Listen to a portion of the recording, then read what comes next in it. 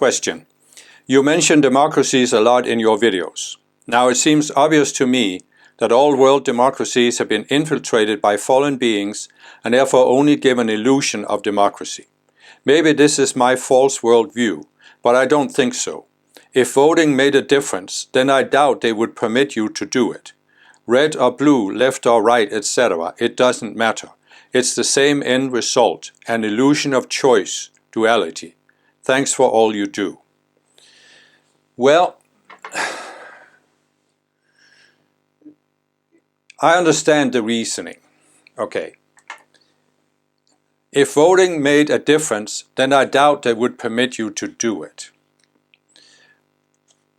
But go back a little bit. A few hundred years ago, there were no democracies. Societies were entirely controlled by a small power elite. The kings and the noblemen of Europe, for example. Do you think they wanted this power elite? Do you think they wanted democracy? Look at the American Revolutionary War. The power elite of the time did everything they could to prevent America from becoming the first modern democracy. For that matter, the first democracy. And it wasn't with their goodwill that it happened. So, what I'm saying is that the way I look at the world is that everything that happens in the world is a reflection of the collective consciousness. And as I explained in many of my videos, including my video about how the world was created and other videos in that playlist, it's perfectly true that there is a certain force on Earth that's seeking to prevent progress. I explain in depth what that force is. It's not just people in embodiment. It's also forces in the higher energetic realms, what I call the emotional, mental, and identity levels. So there is a force that is seeking to restrict people, control people. And this force does not want democracy. So why did democracy come into being? Because there's another force, as I also explained, called the Ascended Masters, who are seeking to raise the Earth. Now the difference between the two forces is that the dark force will violate people's free will without any problem. The Ascended Masters will not violate people's free will, so they are seeking to work by raising awareness.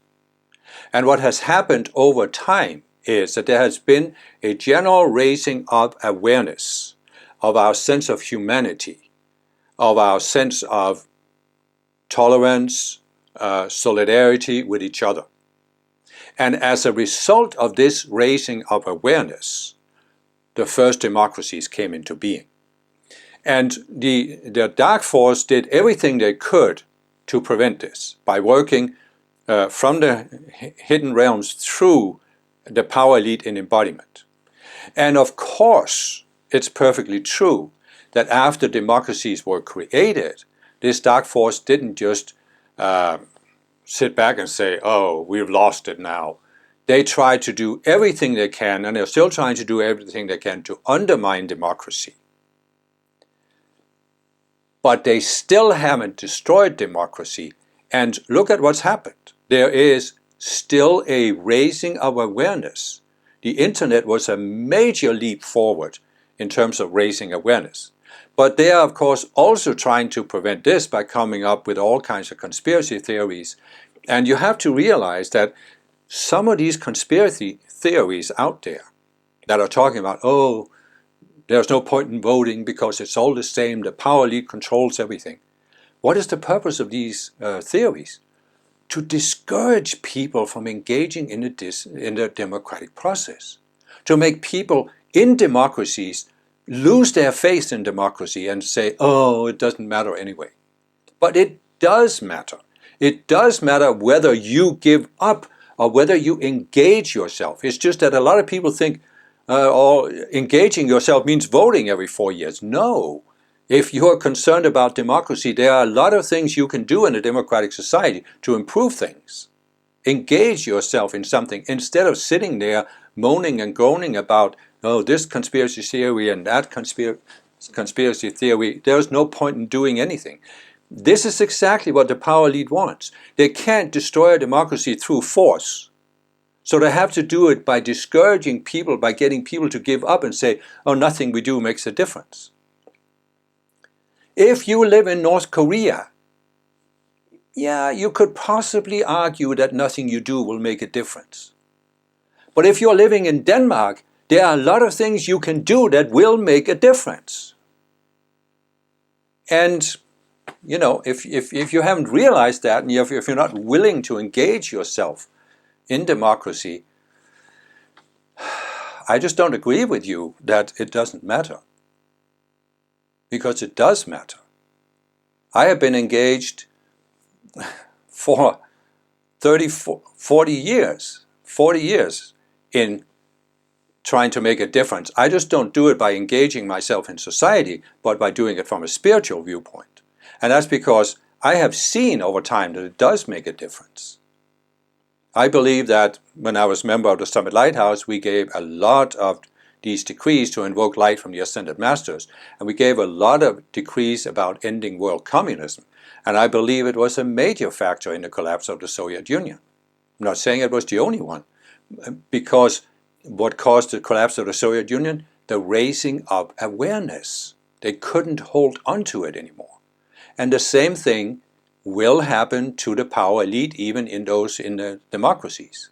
More and more people are becoming aware of this. It's just that right now we are at a point where many of the people who are becoming dissatisfied with democracy, they are being pulled into a blind alley by appointing a scapegoat and saying, oh, immigrants are the problem, or Democrats are the problem, or the corporations are the problem. Or this scapegoating is a detour from democracy, where you take responsibility and say, we the people, we are the majority. And when we raise our awareness, society will change. That's why democracies came into being in the first place. And I can tell you that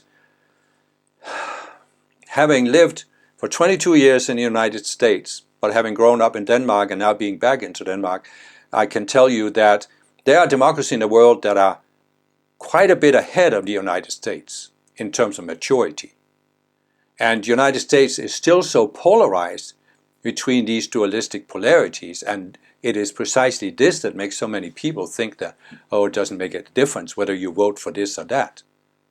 Well, maybe it doesn't, but then use the democratic process to argue there should be more than two parties, so you have something to vote for.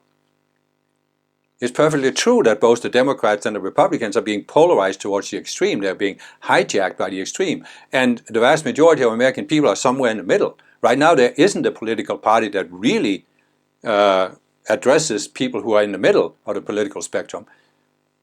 So that's an obvious lack. But there are many countries that have more than two political parties. Right? So there are things you can do. I'm not saying this is the only thing you can do. You can engage yourself. What is one of the big differences between a country like Denmark and United States in terms of democracy? Lobbying is unknown in Denmark. It's not allowed. We're doing everything we can to make sure that corporations or rich people can't buy political influence.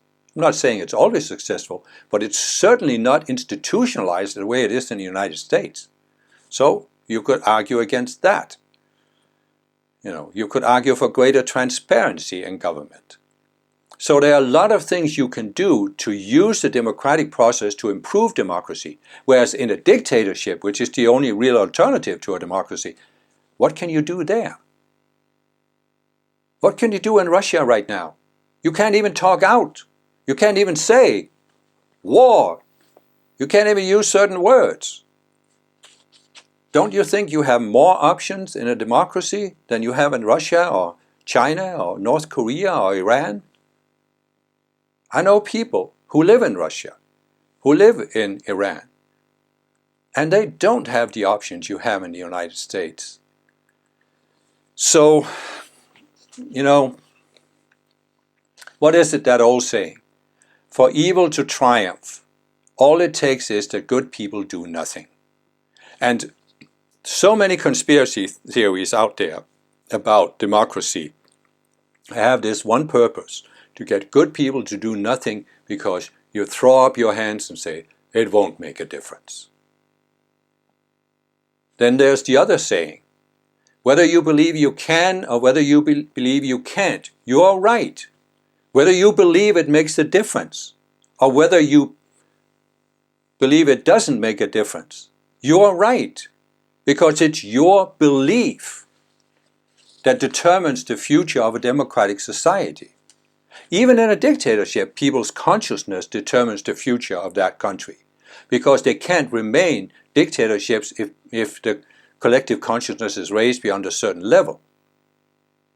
And so again, even in those countries, it actually does make a difference, because how did the nations of Europe, who for 1,000 years were these dictatorships ruled by a small power elite, how did they become democracies?